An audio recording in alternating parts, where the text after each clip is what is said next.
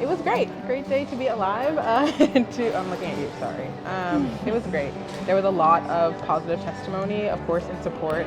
There were, I think, like 12, 15 students that were there from Castle High School really speaking to their experience, and I think that's what legislators really need to know. Like, we come with the data, we come with the facts, but that human element is just, it's everything. Hi, I'm Alyssa, and I'm a junior at Castle, and I'm in support of Bill HB 1775. I have 2 younger siblings, and every 3 to 4 weeks my parents have to refill both their money accounts so that they can eat. So it leaves me kind of in the dust when it comes to when I end up without money and I can't eat. I'm in support of HB 1775 because I know how it feels when you starve and you have to go to classes, you gotta be an athlete, and it's hard. You cannot focus, you're always either tired or you're very hungry, and seeing my own friends always hungry, begging me for food even though I might not have. I always share, but it's hard seeing, your own friends, family, and even yourself struggle. When I was younger, I wasn't eligible for free school lunch, so my parents would always have to do things like odd jobs and stuff to pay for my breakfast and my lunch. Now I am eligible for free school lunch, but I still have some friends and I still have to do things that they can and can't do because they're not eligible. Maybe they're not living paycheck by paycheck, but they're pretty close to it. I just hate seeing that my friends either they have to starve or they have to beg other people for food. It always sucks to see them that way. I was in a household with a single parent, and it was very difficult to have to watch my mom struggle by herself to support me and my siblings, and I just think it's unfair for some kids to have to struggle and still go to school, or are supposed to be giving teachers their best work when we're not even given nutritious food that I think every kid should have a right to. My name is Rayton Cano. I am a junior at Castle High School. I am known as what is called a student worker, so I go to work after school, and sometimes if I don't eat during school, I'm grouchy at work. It's hard. So, I just want to be able to get a free lunch at school so I can perform better at my job and give my boss what he wants to see in me. I go to school, I don't really eat, and I usually go boxing right after. And then after that, I usually work. And during that whole time, I do not eat at all. So pretty much I'm starving the whole day because we don't have money in my account at all.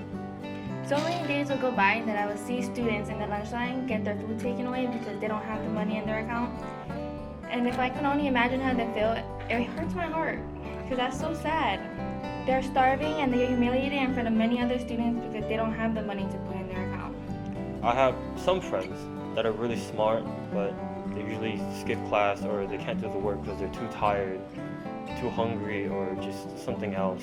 When I heard about this bill, for me it put 2 and 2 together on why they did some of those things, because they're hungry, they need energy. And in class when you're hungry, like everybody's been saying, you will either sleep, play on your phone, walk around campus, or do anything but schoolwork. That was the last thing you will do if you're hungry in school. Food should be free, and it's crazy to me that we're still fighting for free lunch. We are kids and we deserve to have the opportunity to eat for free. I think we knew going into this session that this was going to be a real uphill battle, a real push.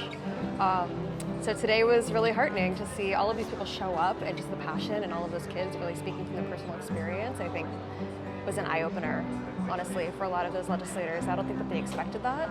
Even though a lot of them are already supportive, I think that they knew that it was going to be an uphill battle as well, and the fact that we're getting so much community voice to come out and say how important this is, how this is a real problem that kids are dealing with, I think was kind of a surprise and really a wake-up call.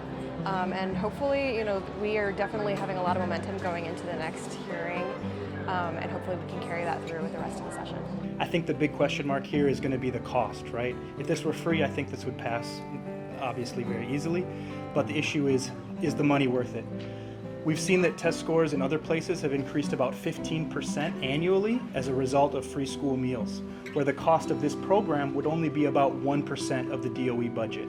A 15% boost with only a 1% cost is a 15-to-1 return on investment. So not only is this helping students succeed and student well-being and the just sort of ethicalness of making sure people can eat, it's also a financial investment for the Department of Education.